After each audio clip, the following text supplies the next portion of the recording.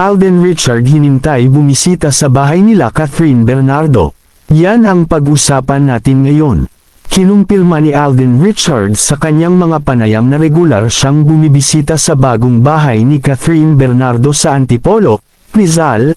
Naging usap-usapan sa social media ang kanyang mga pagbisita dahil sa tindi ng kilig na dulot nito sa kanilang mga tagahanga, lalo na matapos silang magkasama sa kanilang mga proyekto tulad ng Hello, Love, Again. Narito ang mga detalye sa mga naging pagbisita ni Alden sa tahanan ng mga Bernardo, mga mahahalagang kaganapan sa bahay ni Catherine housewarming party. Isa si Alden sa mga espesyal na bisitang dumalo noong housewarming party, pep.ph, ng bagong mansyon ni Catherine.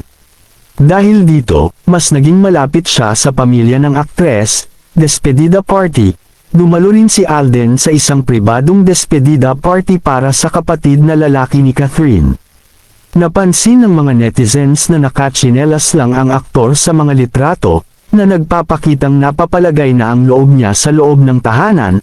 Pagtanggap ng pamilya, sa isang panayam kay Boy Abunda sa Fast Talk with Boy Abunda, pep.ph, inihayag ni Alden na malalim ang kanilang relasyon ngayon ni Catherine. Masaya niyang ibinahagi na malugod siyang tinatanggap ng pamilya Bernardo, partikular na ng ina ni Catherine na si Min Bernardo. Pakikipaglaro sa pamangkin. Nag-viral din ang isang video na ipinost ni Mommy Min kung saan makikitang karga-karga ni Alden ang pamangkin ni Catherine na si QQ, na lalong nagpatibay sa haka-haka ng mga tagahanga sa kanilang totoong estado. Bago ko tapusin ang akin updates patungkol sa Catden, Alden at iba pang showbiz ganap ay shoutout ko muna yung mga senior citizen dyan na palaging nanonood sa akin updates. Maraming salamat po sa inyong lahat. For more updates please wag ninyo pong kalimutan i-share para ma-update kayo sa aking videos patungkol sa mga artistang gusto ninyo. Follow, subscribes, my Facebook and YouTube account at i-search lang ang Uno Mitch Quotes. Watch till the end and comment.